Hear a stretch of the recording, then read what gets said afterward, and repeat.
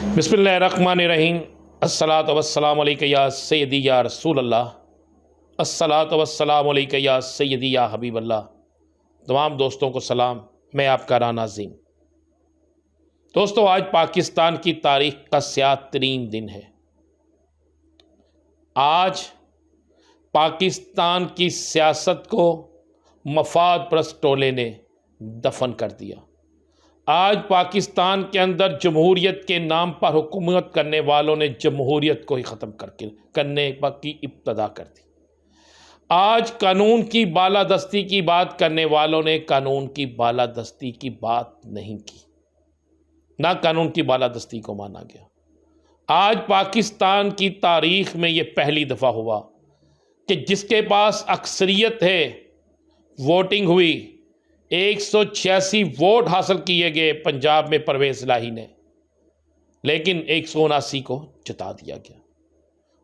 आखिर क्या वजूहात थी कि 4 बजे से पहले तक मुस्लिम लीग नून ये कह चुकी है कि हम इलेक्शन हार गए हैं। उनके वज़रा दफातर से सामान उठा के ले गए।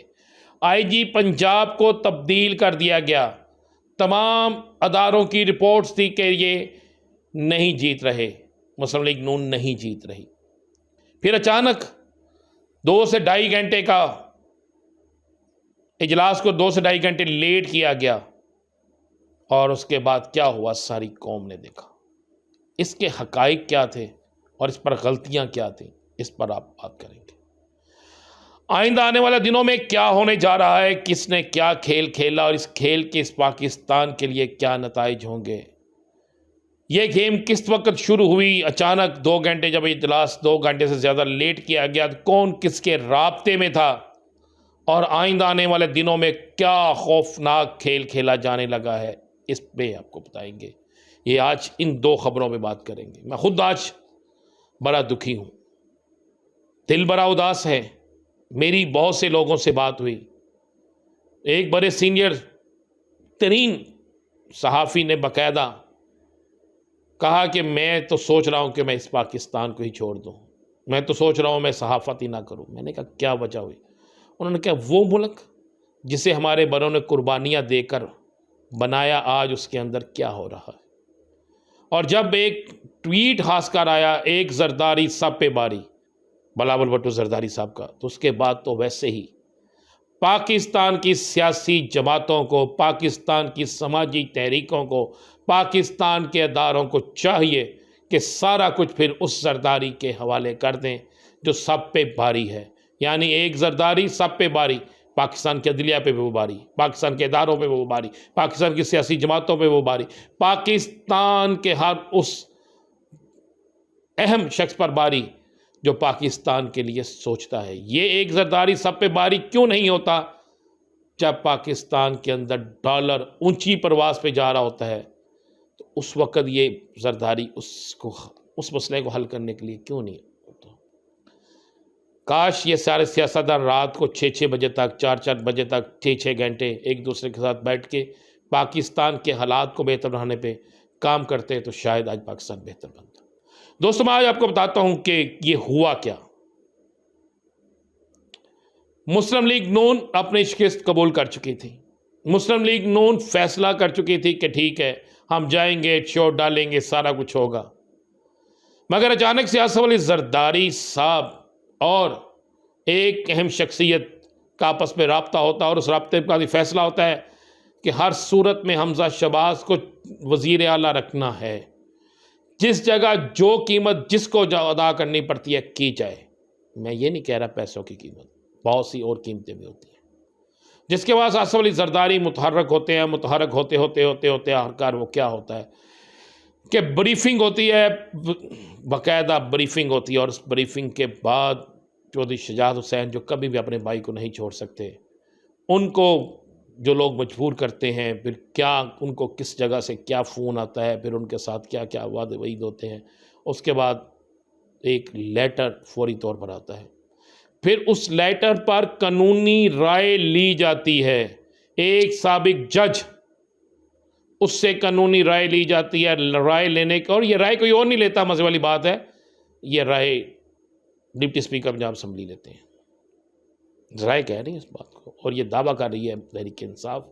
और चूँकि मैं भी आज वहीं पे था, राय ली जाती है, राय लेने के बाद बहुत सी चीज़ों के बाद जब उन्हें ये यकीन हो जाता है और जब वो ये समझते हैं कि अब हर चीज़ हमारी मर्ज़ी के मुताबिक होगी और चाहे वो जितना मर्ज़ी गैर कानूनी हम फैसला कर लें, हमें वक्ती तौर पे कोई नहीं रोक सकेगा, तो उसके बाद वो वही करते हैं। बॉलिंग का अमल शुरू होता है, वोट कास्ट होते हैं। वोट कास्ट होने के बाद जब ऐलान किया जाता है तो 10 वोट तहरीक इंसाफ के उम्मीदवार चौधरी परवेज़ लाई के जो काफ लीग के बने, यानी जिसका खुद वो उम्मीदवार है, जिस जमात का खुद मेंबर है, अपना वोट कास्ट नहीं कर सकता, उसको कैंसिल कर दिया जाता है। डिप्टी स्पीकर के पास ये इख्तियार नहीं है। वो ये इख्तियार इलेक्शन कमीशन के पास जा सकता था या कोर्ट में हो सकता था, इसके पास इख्तियार था ही नहीं। और उसके बाद वो फैसला दे दिया जाता है, और फैसला देने के बाद एक बड़ी आईनी और कानूनी और मज़े वाली आपको बात बताऊं, डिप्टी स्पीकर रिजल्ट अनाउंस कर देते हैं, लेकिन अपनी फाइनल रोलिंग में ये नहीं कह के जाते, रिकॉर्ड का हिस्सा उठा के देख लें कि ईवान का कायदे ईवान कौन होगा। ये डिप्टी स्पीकर को रूलिंग देना पड़ती है कि कायदे ईवान कौन होगा, नहीं ऐलान करते। क्या हमजा शबाज अगर उनके खाते में जीते हैं तो कायदे ईवान का ऐलान करना उनकी जिम्मेदारी नहीं थी। मैं आज आपको एक बड़ी खबर दे दूं साथ में, अगले हफ्ते में वजीर आला पंजाब चौधरी परवेज़ लाई ही होंगे। आइन और कानून की इस जंग में चौधरी परवेज़ लाई जीत जाएंगे।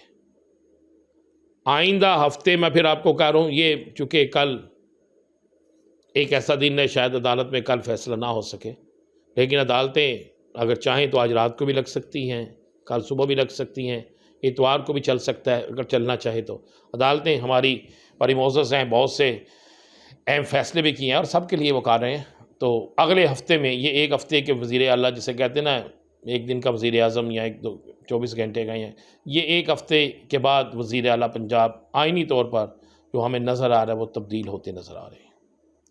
लेकिन ये आखिरकार गेम की क्यों गई? इस गेम के मेन मोहरे कौन कौन थे?